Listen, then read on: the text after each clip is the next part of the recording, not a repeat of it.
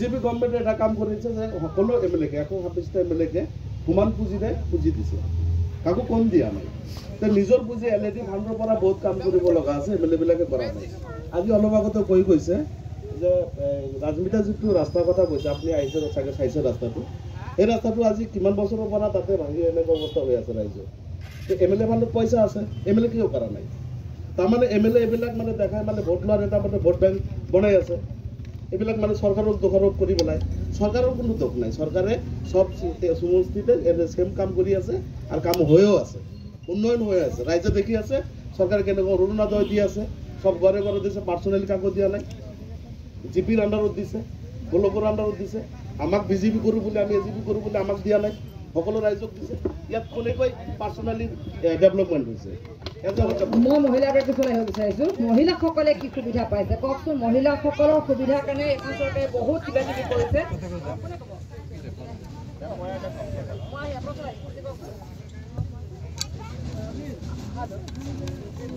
এটা মূলতৰ কাৰণে ড্ৰেইনৰ খুব অভাৱ। জেজিএমৰ কাম কৰি এবাৰ কি কৰিছে, মাটিখিনি উঠাই কিনে মাটি খান্দি কিনে লৈ গৈছে, লৈ যোৱাৰ পিছত এতিয়া বৰষুণ অহাৰ লগে লগে এইখিনি জেগা আকৌ ড্ৰেইন হৈ যাব। আমাৰ ৰোডৰ এইফালৰ পৰা এইফালে আহোঁতে মানে আপুনি আহিব নোৱাৰিব, যদি লং পেণ্ট পিন্ধি আহে তে জোতা খুলি কিনে এইফালে যাব লাগিব।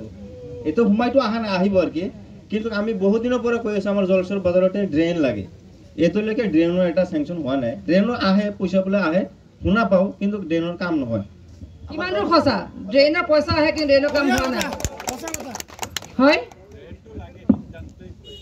কওক।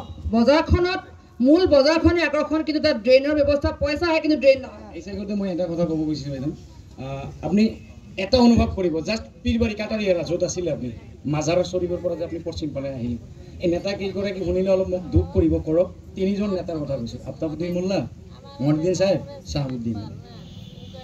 মাজাৰৰ এইখিনি ৰাস্তাৰ বহল চাব, ৰাস্তাৰ ধৰণ চাব, কাটাৰীয়াৰ পৰা আহি আমাৰ ঘাটপাৰলৈকে চাব, ঠিক আছে। তাৰ ঘৰৰ ভিতৰৰ বিল্ডিংখিনি চাব, ঠিক একেদৰে মহিউদ্দিন চাহেবৰ বিল্ডিঙৰ নমুনাটো চাব, গোৱালপাৰা তাৰ ঘৰ। আফতাবুদ্দিনৰ মোল্লাৰ বিল্ডিং কেইটা চাব, কেই জেগাত আছে। প্ৰত্যেকটা এমএলএ বিধায়ক কেইগৰাকী যদি বিৰোধী পক্ষৰে এমএলএ হৈছিল, অকল আমাক আহিহে কয় উন্নয়ন নাই, উন্নয়ন কৰিব নোৱাৰো।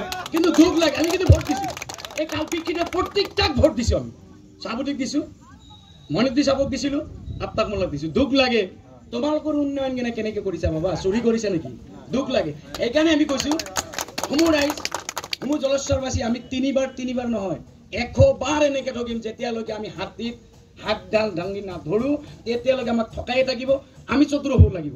আমাৰ ল'ৰা ছোৱালী গুৱাহাটীত পঢ়িবলৈ দিছোঁ, কিন্তু আমি ইয়াতে খেতি বাতি কৰা মানুহ, আমাৰ পৰ্যাপ্ত মানুহৰ সুবিধাখিনি ইহঁতে কি কৰিছে, বিল্ডিঙত লগাইছে, ব্যৱস্থা কৰি আছে। আজি বেছিকৈ আপোনাক ক'ব লাগিলে আমি সমূহ ৰাইজ আপোনাকহে ধন্যবাদ দিব লাগে। নীলাজ সেইকেইটা, আপুনি এবছৰত 2বাৰ আহিব পাৰিছে, 5 বছৰত এই কালপিতকেইটা কেইবাৰ আহিছে, কিমানবাৰ আহিছে? আপুনি এবছৰত যদি 2বাৰ আহিছে, এই নেতাসকল ভোট লোৱাৰ পিছত কেইবাৰ আহিছে? আপুনি এটা সমস্যাৰ বুজ ল'ব আহিছে।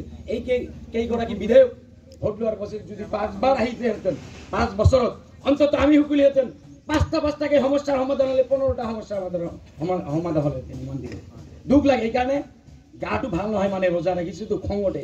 এইকেইটাৰ এদিন জবাব দিব লাগিব, এইকেইটাৰ জবাব দিব লাগে। ইছলামত এটা কথা আছে, তুমি যদি সত্য নেতা হ'ব নোৱাৰা, মানুহৰ লুণ্ঠন কৰি যদি নিজে বিল্ডিং বনাইছা, নিজৰ আত্মসজনত দিছা, এদিন আল্লাহৰ ওচৰত জব দিব লাগিব।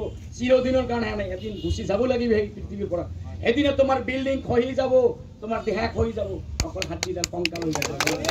আমাক ঠকাইছেতো, আমাক ঠকাই সিহঁতে বিল্ডিং বনাইছে। আৰু প্ৰত্যেকবাৰ ভোটৰ সময়তে এই নাটক আৰু শুনাৰ ইচ্ছা নাই। আমাৰ চব আছে, মই সেইকাৰণে কৈছোঁ অভাৱ নাই তোমাৰ। ইমান মাটি সম্পত্তিৰ মালিক আমি, অকল সিহঁতে প্ৰডাকশ্যনে কৰিব লাগে, ই অকল বাট পথ দিব লাগে। আমাৰ ল'ৰা ছোৱালী ইমানেই শিক্ষিত আছে, ইহঁতৰ ল'ৰা ছোৱালী প্ৰাইভেট পঢ়ায়। এইবাৰ মেম মোৰ ভাতিজা 2টা ডক্টৰ পাইছে, কি কৰে? কিয় আমাৰ পঢ়া শুনা নাই? চব আছে, ইহঁতৰ প্ৰাইভেট পঢ়াই কিয় আনিব লাগে? ইহঁতৰ মাজত শিক্ষা নাই, আমাৰ মাজত আছে, কিন্তু আমাক সুবিধাৰ পৰা বঞ্চিত ৰাখি হৈছে। সেইকাৰণে কৈছোঁ সমূহ ৰাইজ ওলাই আহিব লাগে, চকু ৰাখি কথা পাতিব লাগে। নেতাই ভোট আহি আছে, আমি যাই চেলাম কৰিলে ক'ত আমাক উন্নয়ন? ছাতা ধৰিব লাগিব, লাঠি ধৰিব লাগিব, তেতিয়া আমি উন্নয়ন। এইখিনি